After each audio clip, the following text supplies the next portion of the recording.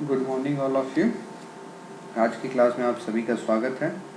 Last class में हमने जो टॉपिक डिस्कस किया था वो था लघु उद्योगों में जो समस्याएं हैं उनका निवारण किस प्रकार से करना है, और उसके अलावा जो हमने देखा था टॉपिक वो था पावर शॉर्टेज। ठीक है, आज की क्लास में जो हम टॉपिक डिस्कस करेंगे वो है परियोजना नियोजन, प्रोजेक्ट प्लानिंग। प्रोजेक्ट प्लानिंग के बारे में हमने पिछले चैप्टर में भी पढ़ा था। प्रोजेक्ट क्या होता है, प्रोजेक्ट की प्लानिंग क्या है। ठीक है, तो यहाँ पर लघु उद्योगों के जो प्रोजेक्ट हैं उनकी प्लानिंग हम किस प्रकार से करते हैं इसके बारे में हम थोड़ा सा यहाँ भी देखेंगे। तो कि प्रोजेक्ट प्लानिंग क्या है इसके बारे में हम इस पर देखते हैं। तो परियोजना नियोजन या प्रोजेक्ट प्लानिंग, परियोजना उद्यमी के लिए नवीन इन्वेस्टमेंट का एक अवसर है जिसमें लाभ की संभावनाओं का पूर्व मूल्यांकन कर लिया जाता है।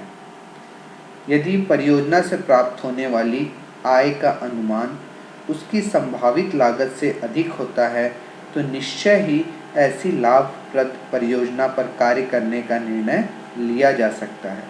किंतु यदि अनुमानित लागत संभावित आय से अधिक है तो फिर ऐसी परियोजना के क्रियान्वयन का विचार त्याग देना चाहिए।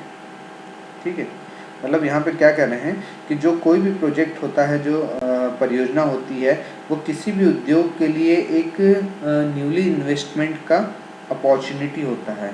ठीक है, हम किसी नए उद्योग में इन्वेस्ट कर रहे हैं तो उसके लिए सबसे पहले क्या है कि प्लानिंग करते हैं। उस प्लानिंग से रिलेटेड हम एक प्रोजेक्ट तैयार करते हैं जिसमें हम ये सोचते हैं कि लाभ की संभावना बहुत सारी हैं, तो हम वहाँ पे जो भी लाभ है उसका पूर्वानुमान लगाते हैं। ठीक है, तो यदि उस परियोजना से प्राप्त होने वाली आय का अनुमान हमारी जो उस प्रोजेक्ट में लगने वाली लागत के से अधिक है तो निश्चय ही ऐसी लाभप्रद परियोजना पर कार्य करने का निर्णय लिया जा सकता है। किंतु यदि अनुमानित लागत संभावित आय से अधिक है तो फिर ऐसी परियोजना का क्रियान्वयन का विचार त्याग देना चाहिए। किसी परियोजना की अनुमानित लागत एवं संभावित आय की तुलना समीक्षा करके इसे प्रारंभ करने या ना करने का निर्णय लेने की प्रक्रिया को परियोजना नियोजन कहा जाता है। परियोजना नियोजन प्रक्रिया में परियोजना की विचारोत्पत्ति से लेकर उसे क्रियान्वित करने तक के सभी कार्य एवं उपाय सम्मिलित किए जाते हैं, जैसे विचार की खोज करना, प्रारंभिक जांच करना, तथ्यों व सूचनाओं का संकलन करना, विनियोग निर्णय, क्रियान्वयन एवं संचालन इत्यादि। तो किसी भी परियोजना नियोजन प्रक्रिया में प्रस्तावित योजना को अनेक अव्यवस्थाओं से होकर गुजरना पड़ता है। पर्याप्त जांच पड़ताल के पश्चात ही यह निर्णय लिया जाता है कि उस पर पूंजी इन्वेस्टमेंट किया जाए या नहीं। तो किसी भी जो परियोजना जो है हमारा, ठीक है, जो हम परियोजना नियोजन कर रहे हैं, प्रोजेक्ट प्लानिंग कर रहे हैं, तो उस प्रोजेक्ट प्लानिंग में बहुत सारे कार्य और उपायों को भी सम्मिलित किया जाता है। जैसे सबसे पहले तो उसकी प्लानिंग की जाती है। जो भी हम प्रोजेक्ट का देख रहे हैं, प्रोजेक्ट की प्लानिंग कर रहे हैं, तो सबसे पहला है तो प्लानिंग किया जाता है। देन उसके लिए एनालिसिस और रिसर्च किया जाता है। ठीक है, उसके अलावा जो भी आपको डाटा मिल रहे हैं, जो भी इंफॉर्मेशन है, उन सभी को कलेक्ट किया जाता है, उनको स्टडी किया जाता है। देन उसके बाद इन्वेस्टमेंट डिसीजन लिया जाता है कि इन्वेस्टमेंट कैसे करना है कि नहीं करना है, और फाइनली उसको इम्प्लीमेंटेशन और प्रोसीजर पर लाना रहता है। तो परियोजना नियोजन प्रक्रिया में प्रस्तावित योजना को अनेक अव्यवस्थाओं से होकर गुजरना पड़ता है। पर्याप्त जांच पड़ताल के पश्चात ही यह निर्णय लिया जाता है कि उस पर पूंजी इन्वेस्टमेंट किया जाए या नहीं। किसी भी परियोजना नियोजन को प्रभावित करने वाले जो मुख्य तत्व हैं उन पर गंभीरता से विचार किया जाना चाहिए। तो किसी भी परियोजना नियोजन को प्रभावित करने वाले जो मुख्य तत्व हैं वो निम्न हैं। पहला है वस्तुपरकता, जिसे हम ऑब्जेक्टिविटी भी कहते हैं।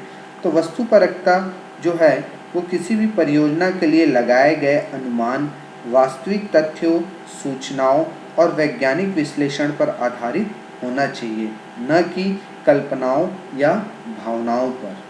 दूसरा है वाइड ऑब्जर्वेशन, विस्तृत अवलोकन।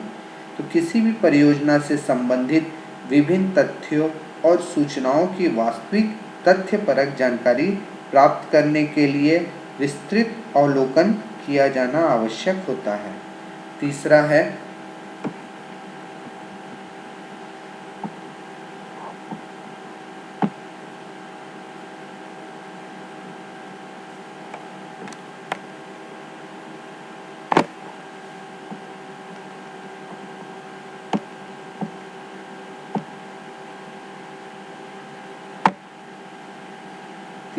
आपका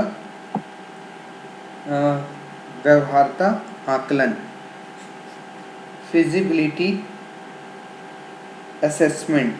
तो किसी भी परियोजना का तकनीकी, आर्थिक एवं वित्तीय विश्लेषण करने के पश्चात व्यवहारिक आकलन प्राप्त करके परियोजना का क्रियान्वयन होना चाहिए।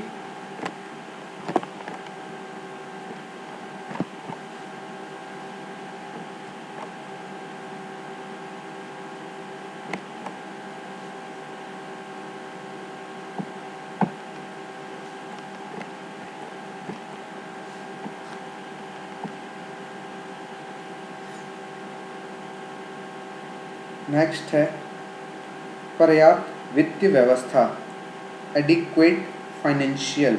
परियोजना के लिए पर्याप्त वित्त व्यवस्था का होना अत्यंत जरूरी होता है। नेक्स्ट है लीगल फॉर्मेलिटीज़, वैधानिक औपचारिकताएं। परियोजना से संबंधित सभी वैधानिक औपचारिकताएं पूरी करने से परियोजना में वैधानिक रुकावटें नहीं आती हैं। नेक्स्ट है टीम स्पिरिट, दलीय भावना।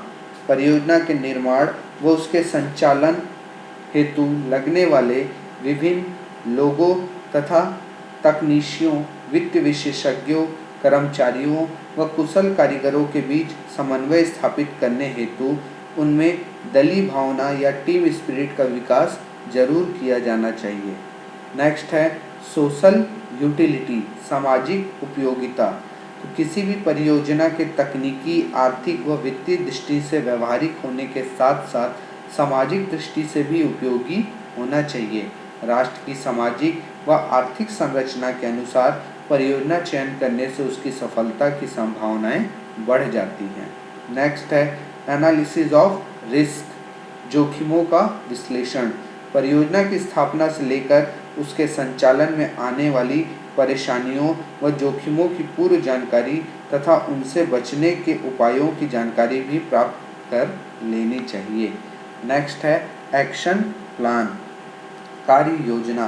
किसी परियोजना को स्थापित करने तथा उसे संचालित करने तक होने वाले सभी क्रियाकलापों की विधिवत सूची बनाकर एक निश्चित कार्य योजना हमें बना लेनी चाहिए, क्योंकि ऐसा कर लेने से न केवल परियोजना को स्थापित करने व संचालित करने में आसानी होती है, बल्कि काफ़ी मात्रा में समय, पूंजी और श्रम की भी बचत होती है।